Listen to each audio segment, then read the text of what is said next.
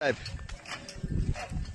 ધર્મના ધોરી બે હાલ્યા જાય છે અને એની તમે સિસ્ટમ જોવો, ખાલી અવાજના આધારે. છોકરાના હાથમાં કશું જ નથી અને ખાલી એમ અવાજના આધારે આમ જોવો, આ કુંડામાં પાછળ આગળ જે કાંઈ કરવું ને ખાલી બોલે ને કે આ બળદો કરી રહ્યા છે.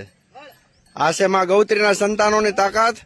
કેમ કે ભારત દેશ આની ઉપર નિર્ભર હતો અને આ ડીઝલની ને પેટ્રોલની તંગી છે તો પુનઃ ક્યાંક આની જરૂર ન પડે. આમ ખાલી અવાજ જોવો તમે, ખાલી આગળ પાછળ જેમ કે એમ. કેમ કે આની ઉપર ભારત દેશ નિર્ભર હતો. આના થકી હરિયાળી ધરતી થતી હતી અને આની કૃપાથી આપણા સૌના પેટ ભરાતા હતા. કેમ કે વારંવાર બળદોની વેદના વ્યક્ત કરી આજ મેં તમને બળદની સમજણ કેવી હોય એનો વિડીયો બતાવો. જય ગૌ માતા, જય ગોપાલ. ખ્યાલ આવી જાય જો પાછો કે કુંડું પૂરું થઈ ગયું એટલે જતા રહેશે, આગળ બીજા કુંડે જશે.